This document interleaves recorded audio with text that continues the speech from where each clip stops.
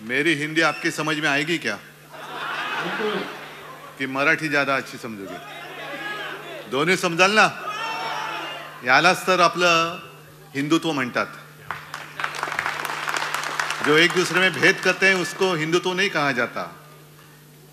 इसे तो चाणक्य नीति भी नहीं कहा जा सकता, लेकिन कूटनीति होती है जो खुद के अपने स्वार्थ के लिए की जाती है और कुछ लोग कर रहे हैं. बहुत दिनों के बाद ठाणे में आया हूं. ऐसे नहीं कि पहली बार मैं गडकरी रंगायतन में आया हूं, कई बार आया हूं. जैसे संजय जी ने कहा कि ये गडकरी रंगायतन भी आदरणीय बाला साहब जी की देन है. और मुझे याद है 68 या किती राजन असेल, 68 69 67 असेल, नगर निगम के चुनाव होने जा रहे थे और एक जनसभा में, विराट जनसभा थी, एक पर्चा आ गया, ऐसी चिट्ठी आ गई. बाला साहब भाषण कर रहे थे और उसमें लिखा था कि ठाणे में नाट्यगृह नहीं है. तो बाला साहब ने कहा, आप सारे लोग मिलकर मेरी शिवसेना को सत्ता दे दो, मैं आपको नाट्यगृह दे दूंगा. और तब जाके पहला नाट्यगृह ठाणा में आ गया. हाँ, नाट्यगृह तो हमने दे दिया, लेकिन नाटक कुछ और ही लोग कर रहे हैं. आज ये सब जोश देखकर कुछ लोगों के होश तो जरूर उड़ गए होंगे और उड़ने भी चाहिए.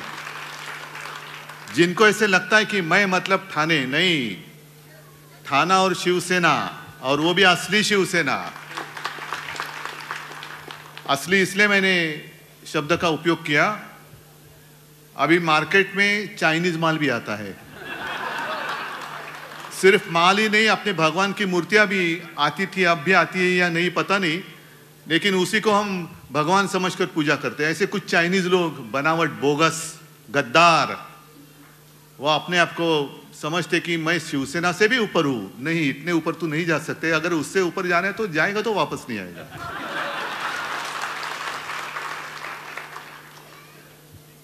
राजन और राजन के सारे साथी, आप भी मेरे सामने बैठे हैं, कट्टर शिवसैनिक है. ठीक है, ये हमारी इम्तिहान है, परीक्षा है. चुनौती तो आती रहती है, लेकिन मैं चुनौती को कभी चुनौती नहीं मानता. चुनौती को मैं भी एक अपॉर्चुनिटी मानता हूं. आप सब बोलेंगे, अरे ये तो क्या, इसका होश ठिकाने पे है क्या, इतनी चुनौती है तो भी ये आसानी से कह रहा हूं. बिल्कुल, परीक्षा तब भी होती है जब कठिन समय आता है. जो भी लड़ने के वक्त साथ रहते हैं वही असली साथी होते हैं, वही असली सैनिक रहते हैं, जैसे आप मेरे सामने बैठे थे. कुछ भी कोई भी देने, जो बात आपने कही ना, 50 खोके 50 खोके एकदम ओके. अरे जिस सरकार का जन्म ही खोके में से हुआ है तो वो क्या हमें न्याय दे दे? फिल्म अभी आपने देखी, उसमें एक सवाल पूछा गया था कि अच्छा युबी आहे, मला वाटलं युबीटी आहे. स्पीकरवरती म्हणून म्हटलं हे कुठून आलं. शिवसेना ने और उद्धव ठाकरे ने उत्तर भारतीयों के लिए क्या किया, बताओ आप. अगर मैंने कुछ किया नहीं होता तो आप यहां आते क्यों? और जो भी प्रश्न या सवाल पूछने वाले हैं, उसका उत्तर तो आप उत्तर भारतीय ही उसका उत्तर देंगे. मैंने कभी, हाँ, मेरे भी आवाज सुनाई दी. मैंने भी मुख्यमंत्री पद की शपथ ली थी और उसमें संविधान के आधार पर मैंने ली थी. और उसमें मैंने कहा था ये शपथ कि मैं किसी के साथ भेदभाव नहीं करूंगा, भेद नहीं करूंगा. आपस में लड़ाई क्यों करनी है?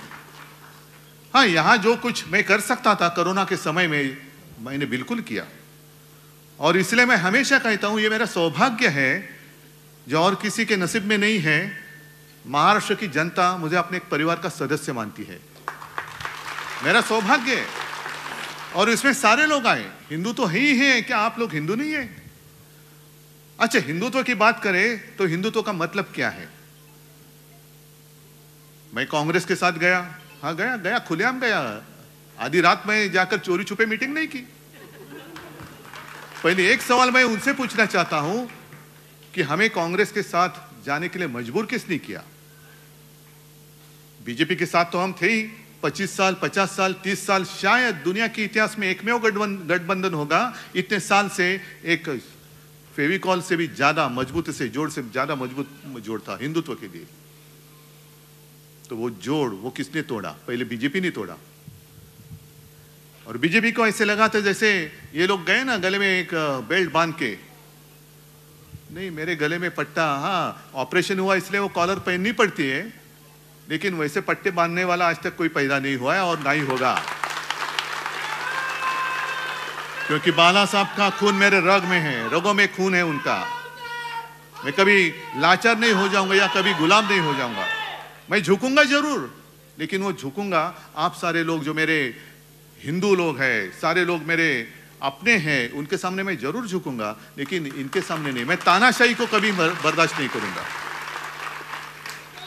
और मैं हमेशा कहता हूं हिंदुत्व हिंदुत्व है क्या, हिंदुत्व क्या है? मैंने तो हमेशा कहा है, जो मेरे पिताजी कहा करते थे, सिर्फ मंदिर में जाकर जो घंटा होती है ना, घंटा बड़ोनारा हिंदू, वो हमारा हिंदुत्व नहीं है। हमें तो आतंकवादियों को पिटने वाला हिंदू चाहिए, उसे हम हिंदुत्व मानते हैं।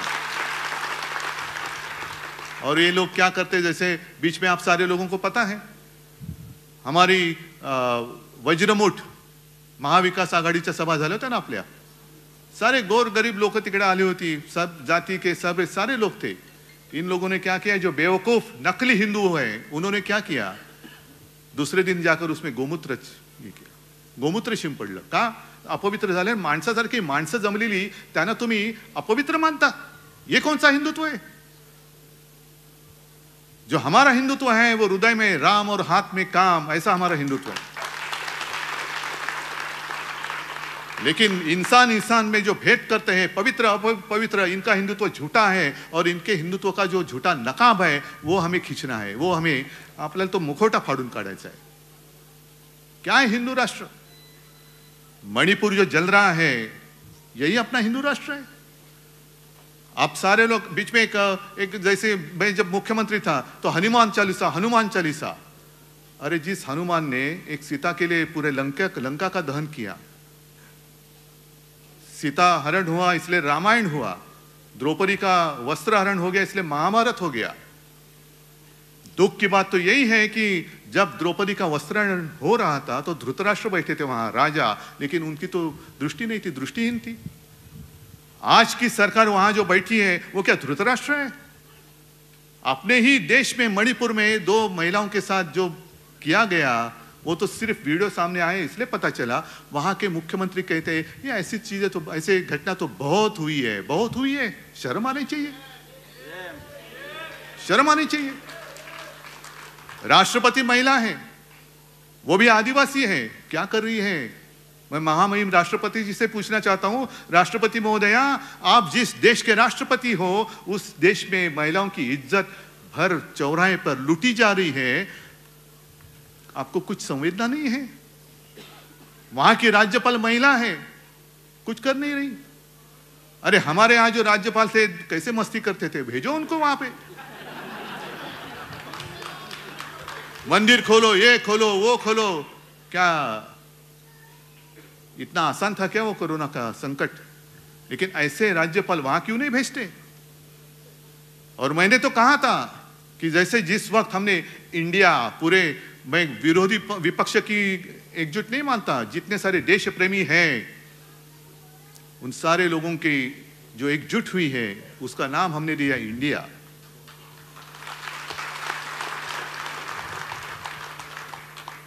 तो इंडिया की भी आलोचना हमारे प्रधानमंत्री जी ने की, उसकी तुलना उन्होंने इंडियन मुजाहिदीन। तो प्रधानमंत्री जी 1-2 दिन में यहाँ महाराष्ट्र में आने वाले हैं, गद्दारों के साथ बैठने वाले हैं, जिनके ऊपर भ्रष्टाचार के आरोप किए उनका सत्कार करने वाले हैं। यही हमारा हिंदुत्व है।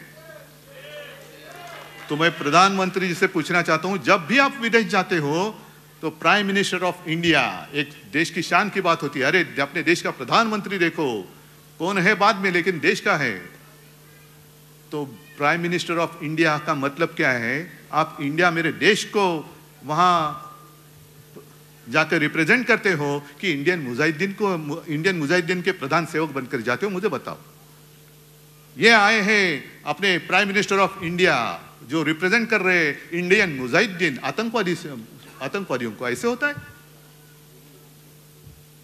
इतनी आपकी सोच गिरी गई। और जिस हिंदू राष्ट्र की बात कर रहे हैं, इसलिए मैं भी एक कागज पे, जैसे संजय जी ने कहा, मैं भी 2 पंक्तियां लिख के लाया हूं। आज के देश की स्थिति कैसी है? खुलेआम महिलाओं के साथ अत्याचार हो रहा है। उस वक्त जब द्रौपदी का वस्त्रण हो रहा था तो भगवान श्री कृष्ण आए थे और उन्होंने उनकी लज्जा बचाई थी। लेकिन अब कौन है? कौन बचाएगा? जो विश्व में पूरे ताकतवर नेता है, विश्वगुरु है, महाशक्तीचा बाप, पण त्यांच्या राजवटीमध्ये महिलांची आबरू लुटली जाते, कसं त्यांची धिंड काढली जाते। कौन बचाएगा मेरे इन माता और भगिनी, जो माता और बहनें, उनकी इज्जत कौन बचाएगा? कौन आएगा? श्री कृष्ण। और इसलिए कुछ पंक्तियां जो मला वाटतं कवि उपाध्याय जी थे, उनकी कविता है, मैं खास करके लिख के लाया हूं क्योंकि गलती ना हो जाए। पूरी कविता पढ़ने जैसी है, लेकिन पूरी कविता ही नहीं पढ़ूंगा, 4 ही लाइनें। और उन्होंने लिखा है कि अब द्रौपदी क्या करेगी? तो उन्होंने द्रौपदी के लिए कहा है, सुनो द्रौपदी शस्त्र उठा लो, अब गोविंद ना आएंगे। अब गोविंद आने की उम्मीद छोड़ दो। गोविंद तो बैठा है अपनी आंखों पर पट्टी बांधकर, धृतराष्ट्र जैसे। अब गोविंद ना आएंगे, छोड़ो मेहंदी, खड्ग संभालो। खड्ग संभालने का वक्त आया है अभी। खड्ग संभालो, खुद ही अपना चीर बचा लो। द्यूत बिछाए बैठे शकुनी, मस्तक सब बिक जाएंगे, 50 को के एकदम ओके।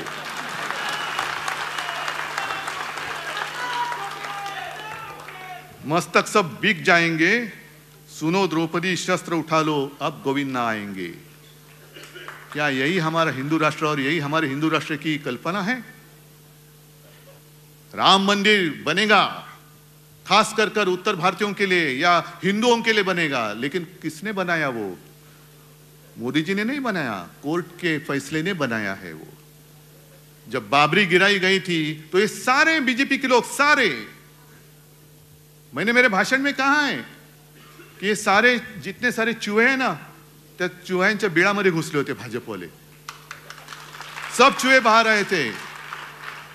तो एक पत्रकार ने चूहे को पूछा, अरे क्यों भाई, आप आपके घर में नहीं, क्यों नहीं? अरे क्या करूं, वो बीजेपी वाले घुसे, बाबरी गिर गई ना, बाबरी गिराई गई, तो ये सब लोग भाग गए।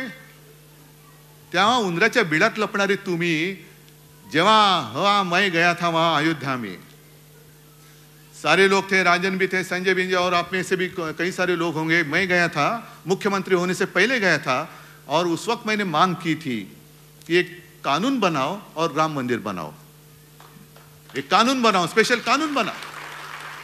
जैसे अभी कानून उन्होंने बनाया है, दिल्ली की जितने सारे अधिकार है दिल्ली सरकार के, वो उन्होंने छीन लिए हैं, तो वैसे कानून बनाओ और राम मंदिर बनाओ। राम मंदिर के लिए कानून नहीं बनाया, जनतंत्र को खत्म करने के लिए कानून बनाया, जो अभी पारित होने जा रहा है आपके लोकसभा और राज्यसभा में मंजूर होने के लिए। तो कहां गई आपकी हिम्मत? क्यों नहीं कर रहे हिम्मत? मणिपुर भी मैंने कहा ना कि वहां शांति करनी है तो भेजो ना ईडी, इनकम टैक्स, सीबीआई को भेज दो, वापस आते ही के देखो।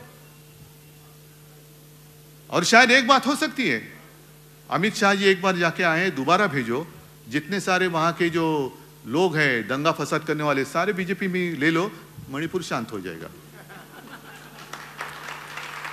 क्यों? ये तो नीति चल रही है। जो मैंने बात की कि 2-3 दिन में 1 तारीख को शायद प्रधानमंत्री जी आ रहे हैं, मंच पे कौन होगा, आप फोटो देखो, एक अनोखी तस्वीर होगी। अगल बगल में कौन है, मैं भ्रष्टाचार को खत्म करूंगा। करो ना, करो।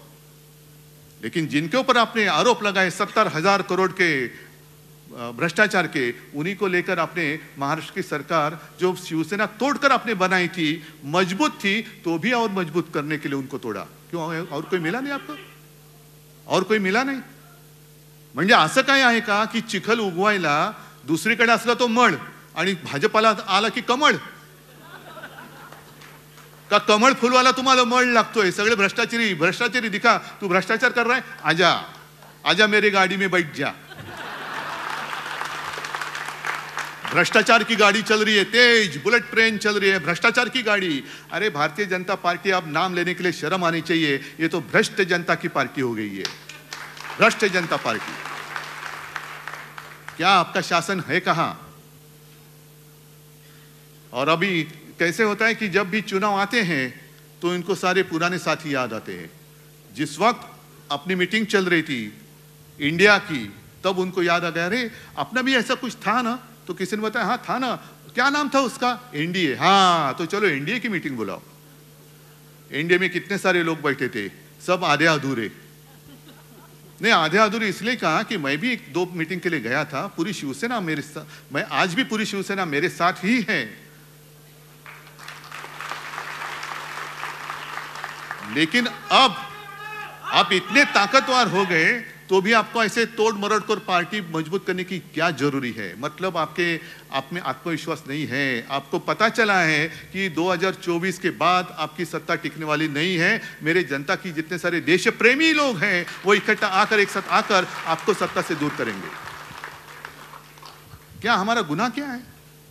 इंडिया का आपने संबंध आतंकवादियों से जोड़ा, तो क्या मैं आतंकवादी हूं? इतने सारे मेरे भाषण सुनने के लिए आए सारे आतंकवादी हैं जो आपके साथ थे? ममता दीदी थी, नीतीश कुमार थे, सारे लोग क्या आतंकवादी है? आपने ऐसा कौन सा ठेका लिया है कि सिर्फ आप ही देश प्रेमी हैं और हम देशद्रोही? नहीं, देश मतलब आपने, ये देश मतलब मेरे सर्वसामान्य जो लोग हैं ना, वो है देश। यही हमारा देश है और इसलिए हम भी भारत माता का पूजन करते हैं। भारत माता सिर्फ आपकी नहीं है, भारत माता हम सबकी है। अरे इन लोगों का तो भारत माता के वक्त, उस वक्त आजादी के संघर्ष में कोई लेना देना नहीं था, दूर दूर से नहीं था। अब जो हक जता रहे ये हमारा है नहीं। इसलिए मैं कहता हूं कि अपने देश से ऊंचा कोई भी होना नहीं चाहिए। मेरा देश सबके ऊपर, मेरा देश सबसे ऊंचा है, उसके ऊपर कोई भी होने दो, नहीं उसके नीचे। तू देश का वासी है, नीचे नीचे। देश से ऊपर उठकर देश की पहचान किसी व्यक्ति की पहचान से जुड़नी नहीं चाहिए। मेरे देश की पहचान देश कर ही रहनी चाहिए। अगर हम बाहर जाते, आप कहां से आए? मैं भारत से आया हूं। हाँ, हिंदुस्तान से आया हूं, इंडिया से आया हूं। लेकिन हमारे यहाँ के गद्दार वहां कहीं गए थे तो उनको पूछा, ऐसे वही कहते, एकदम सीना तान कर कहते, किसी ने उनको पूछा आप कहां से आए हो? तो उन्होंने कहा मैं इंडिया से आया हूं। अच्छा, मोदी के देश से? हाँ। अरे मोदी का देश? क्या इन गरीब लोगों का देश नहीं है? गरीब लोगों का देश नहीं है? ये देश मेरे गरीब लोगों का है, देश की जनता का ये देश है। सिर्फ एक व्यक्ति का देश नहीं है, एक व्यक्ति कोई मालिक नहीं बन सकती। और इसलिए मैंने कई बार कहा है, अब जो एक चर्चा इनका क्या होता है, जब चुनाव आते हैं तो आपस में लड़ाई लगा देते, हिंदू मुसलमानों की लड़ाई, आपस में जाति पाति की दीवारें खड़ी करती है। आप लड़ते रहो, हम राज करते रहेंगे और विकास के सपने दिखाएंगे। विकास, हम विकास कर रहे। क्या किया है विकास? विकास तो अंग्रेज भी कर रहे थे, तो क्यों हमने सबने उनको क्यों भगाया? हमें विकास चाहिए लेकिन गुलामी नहीं चाहिए, हमें आजादी चाहिए। आप हमें विकास का सपना दिखाएंगे और आपका गुलाम बनाएंगे, हम मंजूरी करेंगे? हम नहीं करेंगे मंजूर उसको। हम नहीं गुलाम होंगे, हमें विकास करना है और हमारे देश की जनता काबिल है अपना विकास करने के लिए। और आते जाते किसी ने मुझे एक कार्टून बताया, विकास की बात कर रहे हैं ना, तो एक कार्टून बताया कि एक श्रीमान जी थे, वो अखबार लेकर खुशी में अखबार पढ़ रहे हैं, तो उनकी श्रीमती जी उनको कहते कि अजी सुनिए, ये जो तस्वीर देख रहे हैं ना, ये चांद्रयान जो आपने भेजा है अपने देश ने, उसने भेजी हुई तस्वीर नहीं, ये तो हमारे शहर का रास्ता है उसकी तस्वीर है। इतने गड्ढे पड़ गए हैं, इतने गड्ढे हैं, इधर गिरे, इतने गड्ढे हैं कि चांद पे जाने की जरूरत ही नहीं है। यहीं पे समझ में आती है कि चांद में कैसे होगा सब। और ये सब झूठी बातें, इससे अभी हमें जागते रहते सबको जगाना चाहिए। उत्तर भारतीय, आप मुझे बताओ क्या किया है हमने आपके साथ ऐसा सुलूक कि आप जो एक साथ थे आज भी हैं, तो आप अचानक थोड़े से दूर चले गए, क्यों? जो फिल्म में बताया गया है ये सच्चाई है। और उस वक्त कई सारे, मतलब एसटी से हमने सारे लोगों को अपने अपने राज्य में भेजा था, उनके राज्य की सीमाओं तक पहुंचाया था। मैं तो केंद्र सरकार के साथ बात कर रहा था कि हमें ट्रेन्स दे दो, उसका जो भी किराया है मैं दे दूंगा, मैं मतलब सरकार दे देगी, नहीं। और लाखों लोग जो मजदूर थे वो आ गए सड़क पर, वो जहां भी गए उनका हमने एक कैंप लगाया डॉक्टर दिए, उनके खाने की तजवीज़ की, सब सारी बातें की और उनको सही सलामत उनके घर पे भेज दिया। और उस वक्त आपने देखा गंगा की क्या हालत थी, वहाँ अंत्य विधि भी कैसे, कुछ किसी ने किया भी नहीं, ऐसे खुलेआम मैदान में जल रही है चिता, कौन किसका क्या कोई किसी को पता नहीं, लेकिन जल रही है, चिता जल रही है, चिताएं जल रही है। ऐसी विटंबना महाराष्ट्र में मैंने एक डेड बॉडी के साथ भी नहीं होने दी। और कभी मैंने झूठापन किया नहीं, एक आंकड़ा भी, एक भी मौत मैंने कभी छुपाई नहीं। जो है सच्चाई को छुपाओ मत, सच्चाई आज नहीं तो कल सबके सामने आ जाएगी। और इन लोगों ने क्या किया, थाली बजाओ, गो करोना गो, ढोल पिटो, एक मराठीत म्हणतात ना बेडूक उड्या मार, कोलांट्या उड्या मार तर करोना जाईल। अरे कसा जाईल करोना? मंदिर खोलो, ये खोलो, वो खोलो, क्या खोलो? और मेरी आलोचना की जाती है, माझे कुटुंब माझी जबाबदारी, हे फक्त कुटुंबापुरतेच आहे। हाँ बिल्कुल, मेरा परिवार मेरी जिम्मेदारी है, सब मेरा परिवार है, पूरा महाराष्ट्र मेरा परिवार है, जिम्मेदारी मेरी है। और मेरे परिवार की जिम्मेदारी मैं लेता हूं, पता नहीं आपके परिवार की जिम्मेदारी को और लेता होगा तो मुझे नहीं मालूम, लेकिन ये मेरा परिवार है, महाराष्ट्र मेरा परिवार है और उसकी जिम्मेदारी मेरी है, मैं हूं। और इसीलिए सारे लोग जो मुझे अपने परिवार का सदस्य मानते हैं, ऐसे नहीं मानते, एक रिश्ता जुड़ा है मेरा इनसे, एक रिश्ता जुड़ा है। आज आप लोग सारे इतने उत्साह में हैं, लेकिन ध्यान में रखो, क्योंकि आज तक मैंने अनुभव किया है। हम कहते हैं कि कभी वार्ड में किसी को पूछते हैं, अरे इसका ये जो एरिया इसका क्या, साहब यहाँ थोड़ा मुश्किल है क्योंकि यहाँ उत्तर भारतीयों की बस्ती है। और बीजेपी क्या करती है, आरएसएस क्या करती है? उत्तर भारतीय मतलब कहाँ से है? उत्तर प्रदेश से है, बिहार से है, झारखंड से है, और कहाँ से है? फिर जैसे आपण मराठीत बोलतो ना, घाटावरचा, घाटाखालचा, विदर्भातला, मराठवाड्यातला, फिर ठाकुर है, यादव है, गांव कौन से गांव का, फिर उसके उस बस्ती में वो बस्ती देखते कहाँ से आए हुए लोग हैं और वहाँ से किसी को लाकर आपके बस्ती में छोड़ देते हैं। और जो आपके साथ आपके गांव की बात करेगा, आपकी भाषा में बात करेगा, तो आप बड़े खुश हो जाते हैं, अरे मेरे मायके से कोई आया है, कैसे हो भैया, अरे वाह सब ठीक। और जब वोटिंग का समय खत्म होता है, वो भाई सब गायब। फिर दूसरे दिन से उसके बाद में शिवसेना और हम, आप और हम दोनों एक दूसरे के साथ हैं। लेकिन ये आते हैं, आपको चुनाव के वक्त गुमराह करते हैं, उनकी राह बराबर वो माप लेते हैं और आपको छोड़ देते हैं। इतने सारे अब जब आएंगे तो उनको पूछो कि कोरोना के संकट में आप कहां थे, कोरोना के संकट में आप कहां थे, क्या किया आपने हमारे लिए? मैंने कहा ना, मैंने जो कुछ किया, आपका अनुभव है, मुझे कुछ बताने की जरूरत नहीं है, आपका अनुभव ही बोलेगा। लेकिन मैं आपसे अपेक्षा करता हूं कि आप लोग बोलेंगे मेरी ओर से कि अरे आप यहां आने की जरूरत नहीं है, हम उद्धव जी के साथ है, उद्धव ठाकरे के साथ है, उन्होंने हमारे लिए काम किया।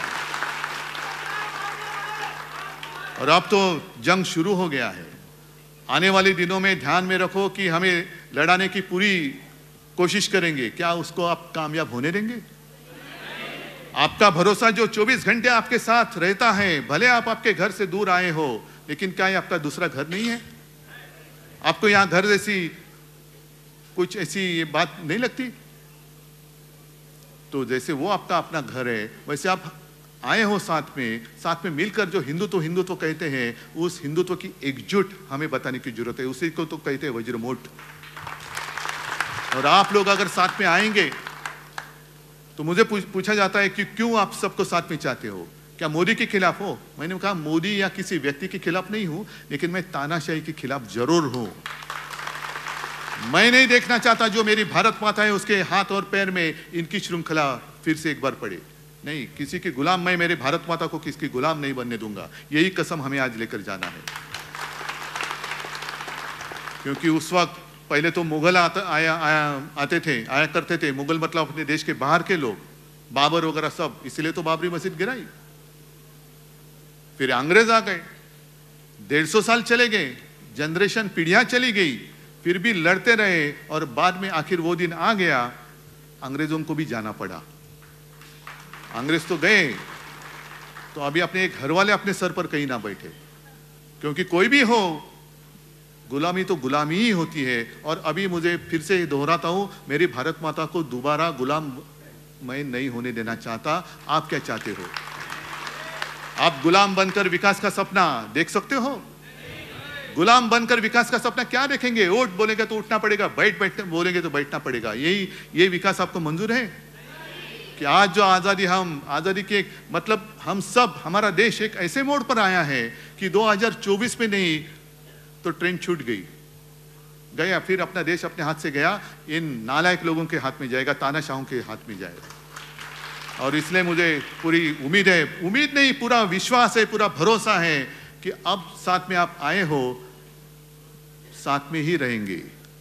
भले कितनी करनी है कोशिश करने दो, लेकिन हमारी जो एकता है उसको हम टूटने फूटने नहीं देंगे और मेरे भारत माता को हम आज़ाद ही रखेंगे। यही हम शपथ लेते हैं। जय हिंद, जय महाराष्ट्र। भंडाऱ्याची उधळण म्हणजे